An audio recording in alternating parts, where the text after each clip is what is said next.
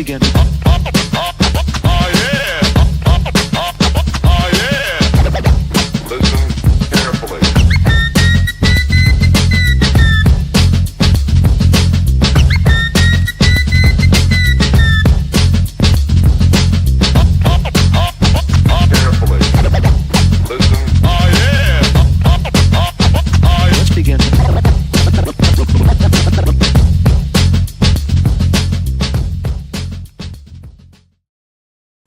Yeah, politics podcast on an odd night. Apologies, guys. Usually we come in with this show with me, John Odermatt, me, Brian McWilliams, John Odermatt, comedian. You say Lou me, Perez, John Odermatt? me, Brian McWilliams, John Odermatt, the comedian, the Lou Perez, and Brian Nichols, who's not with us again. Someday we'll have all four of us, but not today. Lou's just randomly. I thought Lou was going to say something, but he's just randomly clicking buttons and squinting. So I don't know what he's trying to figure out to do there. Are you closing pop-ups? So we were watching porn and pop-ups came up. We have to smack the monkey to win something. I'm just hoping that one day I get to meet the other Brian. So. He's a letdown. Don't worry. He's also bald. So we've got two, but he always wears a hat. He has a hat at all times. So it's a mix between you and John.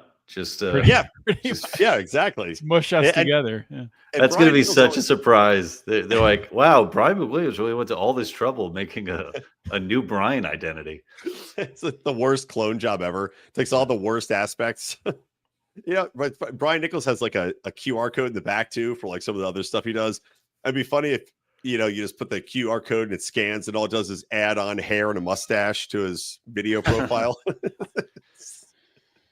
That's a really good idea. What kind of stuff does the QR code go to? It sounds like when I saw it, I was like, that's pretty savvy. He links to like a supplement that he has. I think there's a couple different things that actually like rotate through on a screen. It's pretty good. I gotta get my shit together, man. Jeez. I thought, Lou, we were promised. Lou, we were talking about bringing Lou onto the Lions of Liberty Network, which, of course, politics, welcome to politics, with where they're all bloodsuckers, is on the Lions of Liberty Network. And Lou's like, guys, I in about a couple months, I'm going to be building out a whole studio. From what it looks like right now, Lou, you're in the children's basement. You're surrounded by children's toys, unless you've broken into a daycare to record this. I don't know exactly. I'm trying to, Brian is trying to sell his supplements. Me, I'm trying to sell my daycare center. So look, if you want your kids to, come and experience liberty from 9 to 5 or, even later, let me know. Hit me up. I'll have a barcode and crayon pretty soon. Nice. But when you go on tour, I hope that you don't tell people. They just show up to drop their kids off, and there's a sign on the door that says "Went joking." That's it. We'll still be taking your money, but you can't drop your kids off. Sorry. Yeah. Well, going on tour for a couple of months definitely threw things a little out of whack. I was on tour with Scott Thompson, opening for him on the road. Oh yeah, I think we did one of these. I think it was just me and you, Brian, right? No, I think it was the three of us. On one. You were DJing. Oh, you must have been wearing a different hat. That's why I must have been. One of those hats, one of those other hats right behind you. But yeah, I think it was in Maine, Algonquin, Maine. That's right. For that one. The being on the road threw me off a little bit. And so now I have plans this week. I'm going to empty out the ugly part of my home studio and then make it start getting actual work done in it. So does this involve like tools and work being done like built, or like how elaborate are we talking here with the studio? Well, you can't get cheap labor anymore because obviously I know what the fuck. Come on, man. Come on. Oh, also up in my my studio, I could operate it as a sting operation too if ICE wants to get on this. Look, as you can see, I'm a man here who's in need of money, and I mean, why else would I join the Lions of Liberty Network unless I was desperate for some koosh? It's how we do it. We like to catch people at their lowest, then we kick them while they're down. Well, it'd be great if you're like, you have these illegals come to you, build your studio, and you did the sting operation on them. And they're like, can I trust you? And you're like, my last name's Perez. And then they get arrested. Then you go, President Trump. Whoa. Oh, it hit them with that pun. Well, I love the I love the idea of how racist, quote unquote, ICE is supposed to be, but yet like I would imagine at least half their ranks have like Spanish surnames and speak Spanish. Absolutely. Absolutely. Yeah. Especially like people working like as close to the border. So yeah, I think like overwhelmingly the people that want to stop illegal immigration the most tend to be people that came here legally. People who paid a shit ton of money to actually do it the right way. Those are the ones who want to stop it the most. Yeah. Yeah. Well, yeah, it's like it's like they're looking at how much a coyote costs and they're like, man, I put in way more than that. This isn't right. Yep, exactly. Well, we're not here to talk about ICE. Oh no, go ahead. I was just going to say I had a joke about, I'm very torn on immigration because my dad's an immigrant, so I'm very open borders for immigrants like my dad, and I'm very closed borders for immigrants like my cousins. Those guys fucking suck. Get those assholes out of here. I had a cousin, a white cousin, if you can believe it, stabbed me in the back with a mechanical pencil at Christmas at my grandmother's house. Recent? Literally stabbed you in the back. This is when I was, I think, 10 and he was 12. But yeah, like and the worst kind. The ones, remember, they used to have the points attached to plastic that would chunk down, not the ones where you'd click it and it would extend the lead. These were like sharp graphite points that were attached to plastic that would come down the pencil. And he stabbed it in me, and it was like a bee sting. It like stayed in my back. It might still be there. Was he illegal? Or was he an illegal? What was he? He was legal. He was legally retarded, I think. Yeah. What was the medical response there? For your parents, did they do anything? Put a little nope. They were good old fashioned 80s parents. They went, nah, you're fine. They went, all right, it's fine. So I trust you. Yeah. But anyway, what else is fine in the world right now? I'm being told by Donald Trump, Iran, Israel, totally fine. Nothing to worry about there. That's all good. Water under the bridge. I'm really happy to hear that. I'm sure everybody's really happy to hear that, right? Oh yeah. Yeah, I mean, to break it down here, timeline wise. So I don't want, we're coming in a little late here. We usually do this show Friday. We're doing it Monday because obviously you can hear I'm still getting over a little cold. People are out of town, traveling. So we're doing it Monday. But what's transpired is, of course, that Israel attacks Iran. Then Donald Trump goes, I'm going to go and wait. Hey, I'm going to wait 2 weeks to decide on whether or not I want to take action here. And then bombs their nuclear facilities in Iran 2 days later, maybe the next day, which to me is a blatant act of war against a nation that has nothing, really no danger to us in a direct fashion. I know they took some hostages. Don't get me wrong. I know there's some shitty shit they've done with terrorism. Don't get me wrong. I know that about Iran. But for me, living my life personally, not a direct danger. Bombs their nuclear facilities. Donald Trump declares they've been obliterated. We don't know if that's true or not because of propaganda. Then Israel, of course, in the meantime, has shot rockets at Iran. Iran shot rockets back at Israel. And then Donald Trump today, as we're recording this, declares that there's been a ceasefire that will happen in now, I think, 10 hours. That I've seen from several sources has now been denied by everyone on the ground. So where do you go from here, gentlemen? What do you want to what portion of the timeline should we jump in and address now that we've broken it down? Whew. Well, I have a place to start. I think, I don't know if you guys have ever had any discussions in person with someone who was in favor of going to war with Iran. Have you ever had that discussion? Probably not. I a couple of people I know are heavy Israel supporters, but not as of recently. This is a couple of years ago where the one lady I was talking to was crying because I said that I don't think the U.S. should support Israel. Yeah, so I guess it would be the same thing. Yeah, either pretty much a entirely, Israel first. We have to defend Israel no matter what. And that's essentially what they say is, well, we can't allow Iran to get a nuclear weapon because if they do, they're obviously used on Israel immediately. And why would they do that immediately? Like, and then they would be gone. Like they would be nuked away. They wouldn't exist. Yeah. That doesn't make any sense. The entire nation of Iran would be disappeared in a second. It would be a nation of glass. It would be where we'd hold all of our ice capades and our Olympic skating events without ice. Yeah. Every nation that has nukes would nuke. Like, honestly, if any nation on Earth used nukes at this point, I think every other nation on Earth would immediately be like, well, we got to wipe them off the face of the planet, right? Because that's the rule of nukes is you don't use nukes except for the U.S., the Teutons. We got to pass there. Yeah, we got first to move advantage. I'm just I was just wondering, this is a little off base, but do all the Ayatollahs look like that? Like they all look like the same guy, right? They do, and they all look like white dudes too. I think that's a funny thing. Like I think that's an interesting part of the world where I see a lot of these dudes and I'm like, is this white privilege? What's going on here? Is this some of your forthcoming special? I had told you, comedy coming soon. Thank you, Brian. We for those of you just tuning in now, Brian has been a pun machine all night leading up to this. But you know what it is? It's because of my sick brain. It's the lowest form of comedy, and that's all I can come up with at the moment.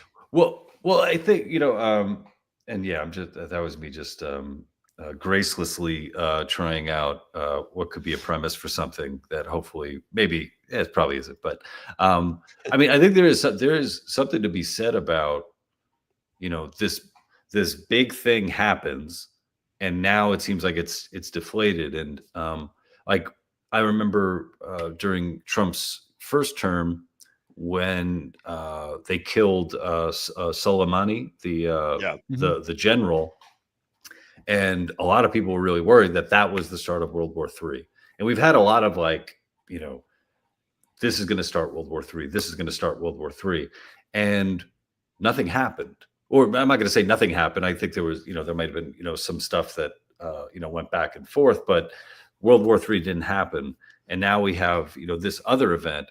And I do wonder, what does that say about, sort of the state of the world or the state of these these nations, in particular Iran, like have people misjudged them or their capabilities, their desire for war, their ability to wage war, over all these years. And what does that mean, like when it comes to the balance of power in the world? If it's sort of like, wait a minute, like they don't have an air force, or at least an air force that could penetrate into Israel. Israel seems to be flying over their airspace, willy-nilly. What a way to describe it, willy-nilly. There was that tremendous bombardment of Tel Aviv, where I mean, I saw some images, and I'm sure the ones that were going around where they looked like AI, but it wasn't. It was just all these fucking missiles going off. And I have friends of mine who were in Tel Aviv and were in like bomb shelters while that shit was going on. It's sort of like, what does that say about, the state of the world and the state of, global hegemony and balance and all that, when you could carry out an attack like this, a U.S.-Israeli attack, and then it seems like, okay, we're not going to World War III. Thank God we're not. But like, what comes next? Well, this is what I had tweeted out about the situation. I said this is actually a lose-lose for the United States because, okay, let's say it goes badly and World War III starts. Well, that sucks for everybody, right? Now we're with Russia and China. Wonderful. So all the things that we're worried about happening, especially as libertarians, like we don't want to get into wars. We're not for this stuff. We're not for this interventionism. But let's say it goes bad. Great. We were right. Horrible. It sucks if we're right. Now, let's say we're wrong. Let's say, again, Israel and the aggression that Israel has taken, bombing Iran out of nowhere, telling us for the last 30 years they have a nuclear weapon. They use it to go and attack. Trump takes the bait, bombs them, right, without congressional approval, bombs their nuclear facilities. We don't know if it worked or not. Let's say that happens, and now it goes back to normal. That's also a lose, because now these assholes are going to be just as enticed to do it again, because, oh, we can continue to be the aggressors. We can bomb people. There's no blowback. There's no worry. There's no there's no World War III forthcoming. So why would we stop now? So the military-industrial complex just continues forward and forward and forward and forward. Like it's an absolute lose-lose. Yeah, and on top of that, like it's not only, it definitely is a lose-lose. It's a lose-lose-lose. There's that, and say like best case scenario, there's peace in the Middle East, right? You still have all the people in the United States and throughout the world, Iranians, who have been radicalized by this, or further radicalized by this. So, I mean, you keep seeing these tweets and people talking about sleeper cells throughout the United States. Who knows if there are or aren't, but I sure as heck know that if there are, the likelihood of them being here has definitely gone up. Or likelihood of them acting has definitely gone up after this happening, even if there's so-called peace that comes from it. I think they're now like getting a nuclear weapon. I think they're so angry they're now called Iratians. Oh, and you're talking about my pun. There you go. Let's go, Brad. Let's go. Head to head. Well, with that, I mean, that's the thing. Like the sleeper cell. If a sleeper cell is, what do you turn on a sleeper cell? What do you do with the? Yeah, you trigger them. They're like normal people. They can be generations deep sometimes. Yeah, they tell them, hey, it's your turn. I think it would probably be a bad idea for like even if they had the capability for them to flick that switch, because it's just going to be more like bombings of Tehran.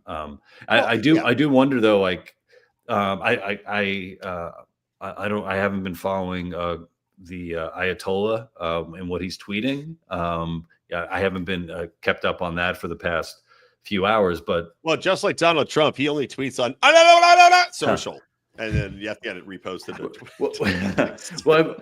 Well, I mean, those guys, the leadership of Iran must be worried, right? I mean, just look at we were talking earlier about before we started recording about what Israel did with the beepers in Lebanon with Hezbollah. Like, the war, it seems like the war has shifted from just kind of going after troops and all that to actually taking out the heads of those in charge. And it's like, when you're a person in command who otherwise I don't know, was sort of kept safe from this stuff, and now when you're a target, holy shit, you probably have to rethink how you're what your next move is gonna be.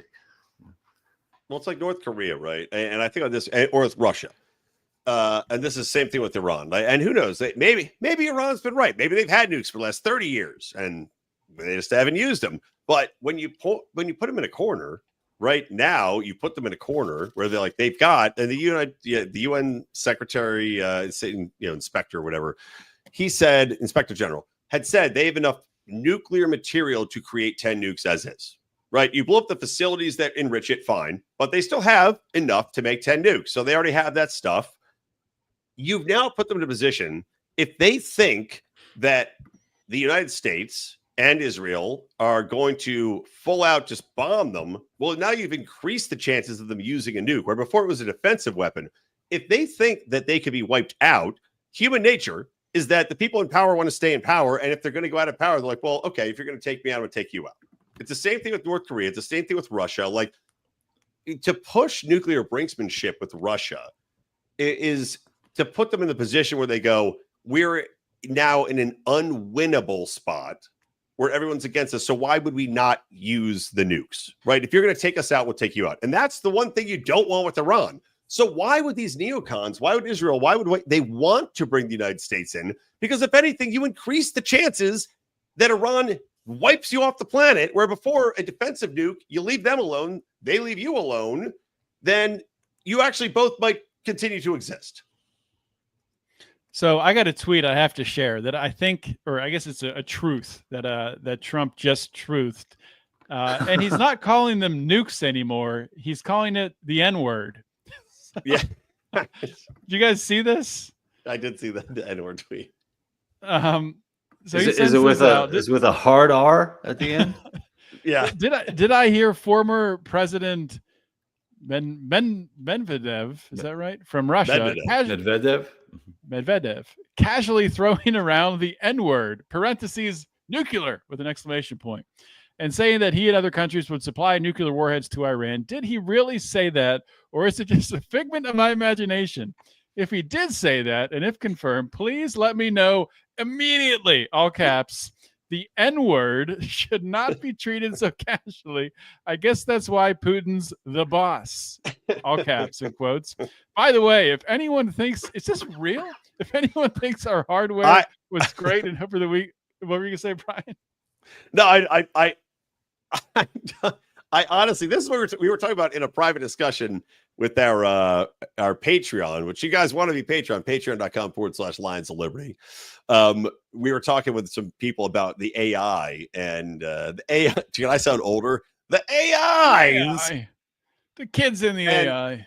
It is hard to tell what's real or fake. I don't know. Donald Trump's so psychotic that it's hard to not believe stuff like this that he puts out. Like, we were talking about too what you can and can't believe that he tweets out. So I believe this. Why would he not? I saw that Luke Radowski also tweeted this. I got somebody else here, but so I would think that's kind of verified. Probably true. Yeah, it's probably true. Then he also says, blah, blah, blah. Far and away the strongest and best equipment we have, 20 years advanced over the pack, is our nuclear submarines. Powerful, lethal, blah, blah, blah. So that's about it. But it's just so crazy. Donald Trump has changed the use of the N-word. There you have it. He's gotten rid of the N-word. He's taken it back. We're finally. I mean, now I kind of wish that this had all happened back in February in Black History Month. That would have been extra perfect. That would have been amazing. There's all Brian, you were saying like not knowing if I don't know if it's in one of the tweets that you did a video about not knowing if you could trust him from day to day. And this stuff, I mean, as we're saying, sorry, to go back, Trump says, I'm going to take 2 weeks to decide on whether or not to drop the bombs, and then he drops bombs. Mm-hmm. So how are you going to trust the man? Yeah. Well, I think for that, I mean, I think for that, a number of people have pointed out that was kind of like a feint, it is, but we are talking international diplomacy. Right. You're international diplomacying by X tweet, and then you're betraying your word. Who is going to believe you? What world leader is going to believe a word you say? When you're talking about the N-word, two weeks to flatten the N-word. 2 weeks. It seems like there's so much up in the air and just so much is unpredictable, which makes it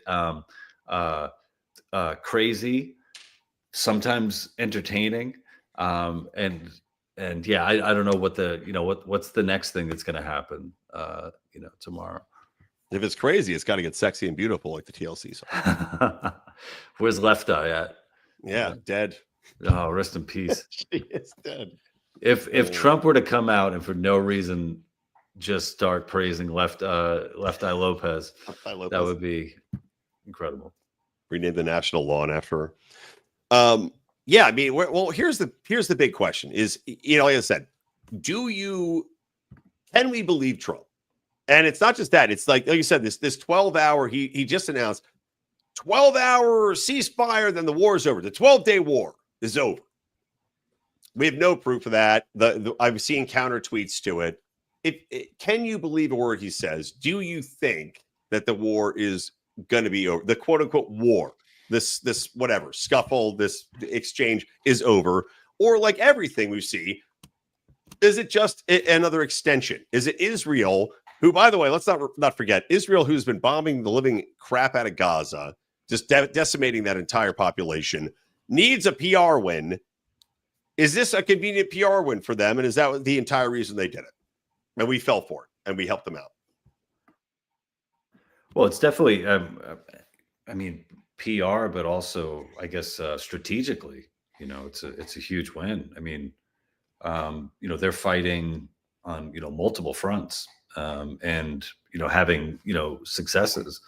So, I mean, this definitely is just another example of, like, there's a bit that I've been working on where it's just sort of like, I'm not fucking with Israel.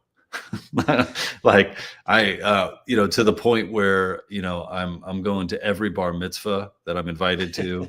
On Yom Kippur, I'm not Jewish, but I'm going to be saying sorry to all my Jewish friends and all that. It's just, I mean, it's pretty incredible, the force that they have, So, well, I mean, it's a PR move. Yeah, I mean, it's like from a PR standpoint, it's like, holy shit. Well, if it works out to be a big nothing burger, and like I said, we don't know even if the U.S. strikes hit, because their strikes didn't do anything. They acknowledged it. Their strikes did nothing except draw the United States into the altercation. I think their strikes did damage and killed civilians. They did, and but strikes back from strikes from Iran back into Israel definitely did damage and hit their airport and killed some people. I don't know to what extent. So, to that extent, this is a real war that's happening between Israel and Iran. But I guess my thing is, and I talked about this a little bit, in our Mufasa call that we have, as Brian said, that we do that once a month with our high level supporters. You can join and be on the call. Just go to patreon.com or locals and join at the highest level, and you'll be on that call. But I just don't know. Everything just seems so scripted to me. Yes, people are dying. Yes, buildings are, being exploded. Things are happening. Bombs are being dropped. But how much are they talking behind the scenes? No one's disputing the fact that Iran talked to Qatar and to the U.S. saying that we are going to bomb this U.S. base in Qatar. Now it's being leaked out that the U.S. gave Iran warning ahead of time before striking their nuclear facilities. So I don't think Israel gave any warning before firing off into Iran. But it's I mean, there's so much chaos, but it's weird. And I don't know where I'm going with this, but the other thing that makes me feel good is Joe Biden is not the president right now. That would be worse, I think, than Trump being in charge of this. Although now I'm just struck with the image of, those poor, Iranian guys who have to smuggle out enriched uranium in their fanny packs. That's do you think they wear the fanny pack around the front? Imagine this, though. I wonder, or do they wear lead underwear just to make sure? Well, wait a minute. Imagine this, though.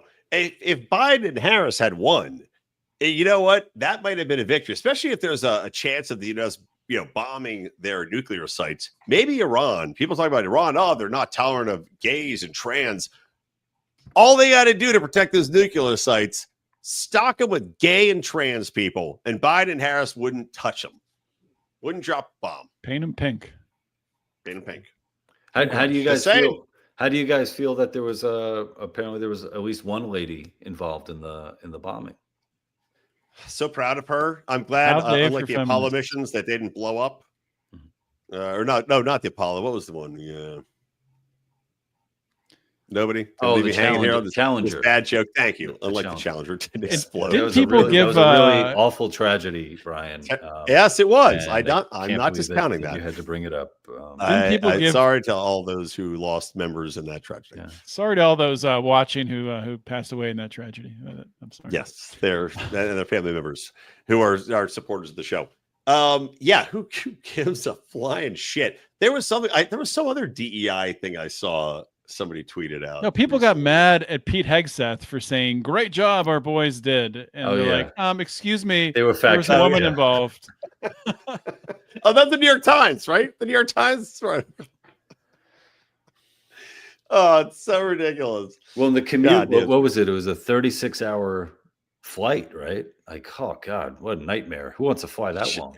Her hands never stopped working. She was just fluffing the pilot the whole time. because you're not allowed to use those methamphetamines they used to give them. So. Oh, wait, Brian, do you really think that she was a stewardess?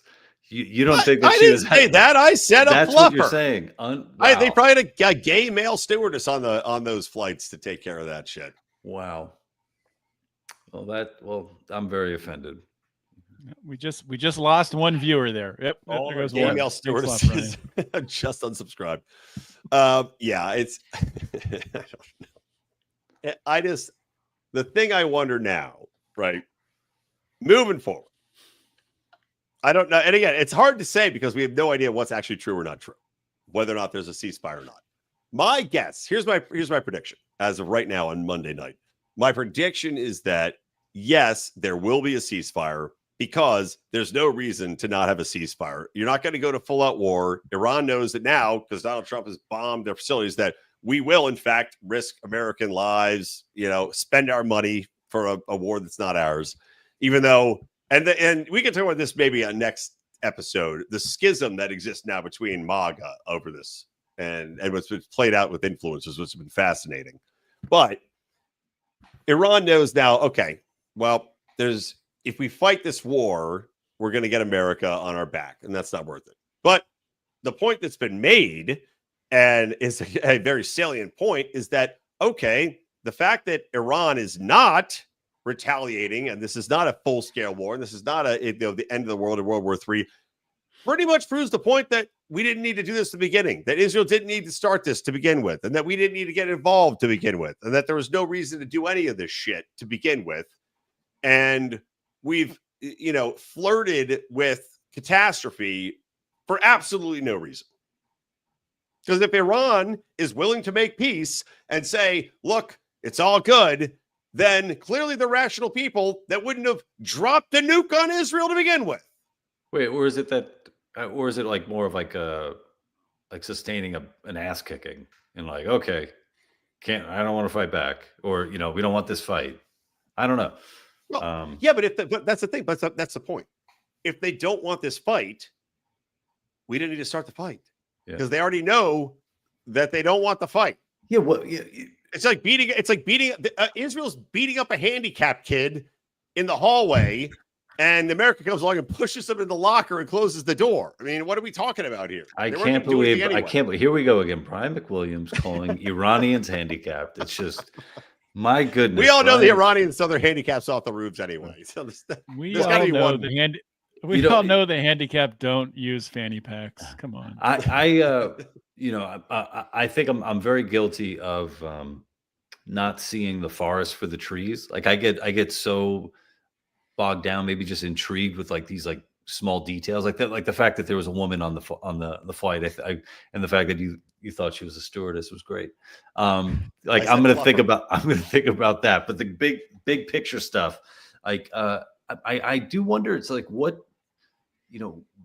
are what's Iran's goals, overall goals, and the question is like the U.S. goals in the Middle East and all that. It's like in the year 2025, like what expectations or desires do these countries have, or are they still operating on like a kind of dated model of the world and how we are connected and stuff? Look, Iranians still yell death to Israel, death to Israel, death to the United States. And hard to fault them though for screaming it. It's one of the greatest hits. It's one of the greatest hits for sure.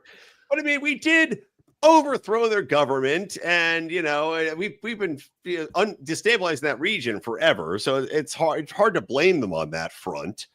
So I don't know. I mean, what they want, I'm sure what they would love more than anything is if we just got the loving fuck out of there and left them alone. That's what I'm sure they'd love, to be perfectly honest. Well, I mean, it's in that region. It all comes down to the religion of each different sect, and the Muslims do not want the Jewish people in Israel, and that's a big piece of it.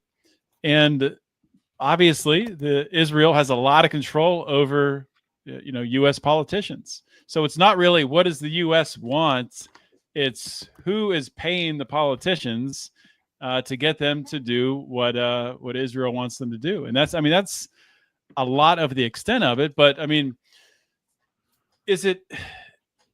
I just wonder, like, how much does Israel really think that they are threatened to be, wiped off the face of the earth by Iran? Because as we talked about earlier, if Iran or some other Muslim country in the Middle East fires a nuclear weapon into Israel, that country would be gone. So Israel has the nukes; they can defend themselves.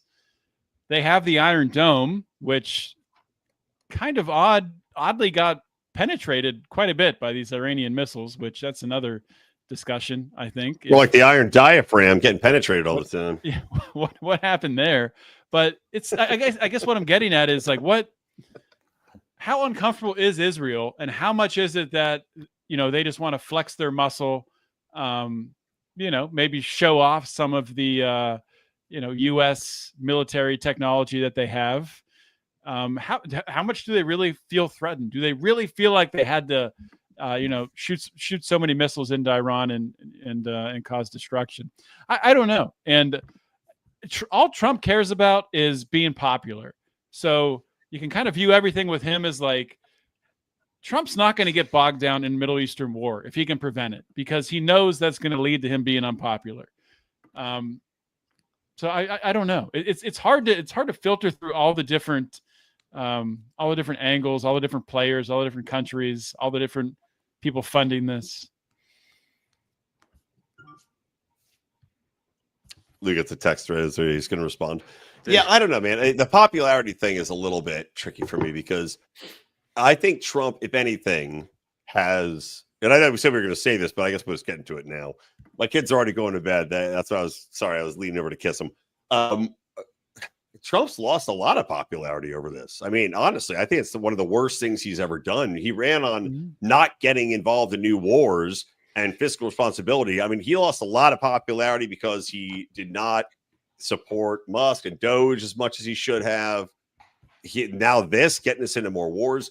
I think that this is unbelievably damaging for him. And, he's not running another 4 years, obviously, because he's, got one term left, but it's something where, not to go to conspiracy lane here, but you do wonder. Elon Musk tweets out that he's in the Epstein files, and you're like, oh, well, Jeffrey Epstein was a Mossad agent, or at least had a Israel passport. Is there something we don't know? What kind of power do they have over Trump that he would piss off? Like, if you've got, like, we're talking about this on our call, the Hodge twins, whatever they're called, the Hodge twins are out there, and they're taking flack, and Tucker Carlson's taking flack, and like all these people that had supported Trump are taking flack for going, this is bullshit. Like, this isn't America first. This isn't MAGA. This is Israel first. You're going down this path. It doesn't make sense. It doesn't benefit us. It's unconstitutional. And I hate these people, by the way, who go, well, no, it's okay to do this because, we gave them these privileges, and Obama did it, and Bush did it. Like, yeah, those were bad. Those were bad. You're not supposed to be able to do this shit under the Constitution. The War Powers Act tried to rein this in. You're not supposed to be able to do this. And all these assholes are defending it as though it's a good thing, getting us involved in these conflicts. But no, I think he's absolutely lost half his base. I think he's split the MAGA base in half, and going after Thomas Massey and other principled people who have been on the right side of all these issues is making it even worse. And he's doubling down. Like, every time I think that Trump is intelligent, he does shit like this. And I'm like, I've clearly misjudged you. I don't know what works. I couldn't be an advisor. I feel like I would everything I would advise would just be wrong. Like, wrong, like everything was like, don't do this. And then it's like, you would do it, and then that would work out somehow. And, I don't understand the world. I'm so tired. I'm so tired. But what he ran on did work. Yeah, because that was what Americans wanted to hear. I mean, look, even I tweeted this out at one point. Progressives have to understand there's a halfway point between, like, you might want better immigration laws, and immigration's a fucking major problem. There's there's truth to both of those things, right? Don't go rioting over it. Donald Trump ran on immigration, no wars, and fiscal responsibility, and also against the trans madness, all of which are very 80-20 issues. He has now, since then, gone against the 80-20 issues, where he's pushed the big, beautiful bill, which is garbage. He's pushed now a war with Iran and unilateral, just I'm going to go do it, drop bombs, unbelievably unpopular, except with boomers. And now, what are the other two issues? Is he going to go flipping on trans on us? Like, what's next? What are you going to betray your base on next, Trump? I think that's probably a really good call to action, like for the listeners out there. What do you think the next betrayal is going to be? Yeah, what is the next betrayal? Yeah, we'll post a poll. Pete Hegseth transitions into a woman. Oh God, just like the last. Who was the Secretary of Health? RFK completely transitions. I mean, where's Tulsi Gabbard? Like we're talking, where's Tulsi Gabbard? Tulsi Gabbard, who called out Trump, like no war with Iran. She's out there saying they don't have a nuclear weapon. Tulsi, where are you at, girl? Get that skunk head out in public. Start talking. I think I saw that she kind of retracted saying that Iran didn't have a nuclear weapon. I thought I saw a tweet a couple days ago about that. Until anybody shows me proof that they do, which nobody has any proof that they do. And if they do, they already walked away with it in their little fanny packs. All right, no, you don't have to. I want to see it, and then I want to buy it, and I want to bring it here to my home in New Jersey, where I'm having raise your children, having the daycare in the basement with a little nuclear bomb right there. I'll tell you what, I would send my kids to a daycare where they learn to rig a nuclear weapon. I'm in. I'm Irish. I never know when the troubles are coming back, and I'll tell you what. Not to change topic, we should wrap this up soon, but the troubles in Ireland are interesting too. A 5-minute side conversation here to end the show. Ireland is over the forced mass immigration. They have been rioting. They have been going batshit because like a bunch of rapes happened and have been happening in Ireland from, I think it's again, a lot of Muslim immigrants from, I think North African Muslims, and they are over it. You guys know about this at all? Am I dropping this on you? Have you heard about this? I've seen Conor McGregor come out and rail against this this stuff, and he's been very vocal about it. Should I visit Dublin then or not? Like, I've always wanted to go. I think it was more Northern Ireland, but it's still like you just might be raped in Dublin, but the riots aren't there. But tender raping. No, I think Dublin's fine. I had a friend that was working in Ireland recently, but just the population, because like most of these European nations, they just did mass immigration, like refugees, quote unquote refugees. And you airdrop in tens of thousands of people who are completely unacculturated, haven't gone through screenings, they're not there to be Irish. They're just there to be, that are living off the welfare system. And just like the crime, like I said, the rapes, it's been insane. And I think the most recent riots were set off by a bunch of like younger girls being like gang raped. Like it's brutal. It's really bad shit. I've seen some clips from, I don't know if it was Ireland specifically, but it was some European countries where they were interviewing these new arrivals, migrants, and talking to them about do they know what rape is? And the cultural differences are astonishing. Like about what what they think they're entitled to, or when it comes to sex and groping and all this stuff. Oh God, and it's really terrifying. It's really terrifying, and it's something where I'm like, I've seen enough of these videos. I'm not saying that that's necessarily the norm, but when you're I forget which country it was. I don't know if it was like a Nordic country, when they're doing like these PSAs, like saying Sweden's really bad, Denmark's really bad. Don't do that. It's like a lot of people, they come to the States and it's like, okay, you should learn English. That's going to be really important. You should, try to get a job and blah, blah, blah. I mean, if one of the first lessons you have to have is like, you don't rape anybody. Yeah. Don't rape people. Don't rape people. Well, in like, I think it's either Sweden or Denmark. One of the trend now is that women are buying pet pigs and walking around. I shit you not. What? Walking around with, I shit you not. They're buying pet pigs to walk around with because the Muslim gangs will not try to rape them because of the religious aspect of the pig. I want to see that episode of Green Acres. Yeah, fucking they walking around Arnold and he's just pissing off every. We'll see if Rosie O'Donnell went to Ireland, she wouldn't even need a pig. She doesn't need a pig. Somebody's gonna collar Rosie O'Donnell and walk her around. Oh man. I'm gonna dream wonderful dreams tonight. Now that I know about the pig stuff. Yeah. All right. Maybe we should end on that high note. Guys, wonderful to talk to both of you. For all of you watching, thank you for tuning in. Thank you for listening. Again, guys, this is a new show, Politics, like the blood-sucking insect, because all politicians are, in fact, blood-suckers. With me, Brian McWilliams, John Odermatt, Lou Perez, and Brian Nichols, who will get all four of us together at one point. But please do subscribe. It's got its own feed. You can find it, Politics, Ticks. And we will be doing this regularly every 2 weeks. So thank you. And also you can find this and other shows at Lions of Liberty Network, the Lions of Liberty Network. And you can find us on YouTube, Twitter. You can find us on anywhere you need to be. Guys, final thoughts.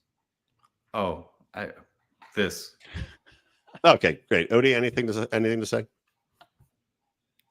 You do it. God damn it. They're good wise, man. I love to ask people to have a final thought and cut them off. Well, let's begin.